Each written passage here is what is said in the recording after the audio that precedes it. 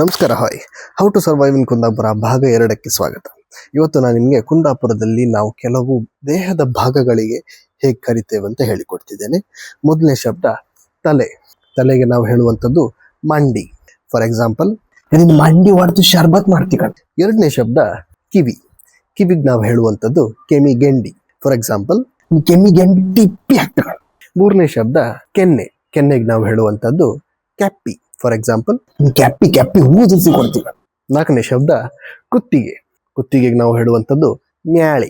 ಉದಾಹರಣೆಗೆ ನಿನ್ನ ಮ್ಯಾಲ ಮೆಟ್ಟಿ ಹಾಕ್ತಗಡ.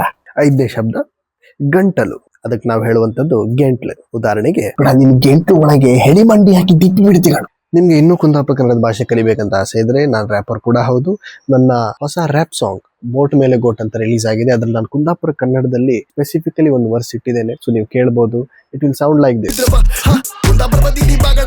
ಜಾಸ್ತಿ ನೀ ಹಾರ್ಬಟ ಚಪ್ಪಾಡ್ರೆ ವಾಪಸ್ ನೀ ಹಾಕಿಲ್ಲ. ನಂಬದಿ ಹೊಡುದೆ ಮಾತಿಲ್ಲ. ಯಾವನಂದೇಳಿ ನಾವು ಕಾಕಿಲ್ಲ. ಬೊಜ್ಜವೆ ಅಡಿ ಮಾಡ್ರೆ ಅವ ಸತ್ತನೆ. ಬಂದಗಡ ನಿಂಗ್ ಕಷ್ಟವೇ. ನೀನ್ ಬಿಡುತ್ತೆ ಅವನ ನೀ ಮಾರ್ಕರೆ.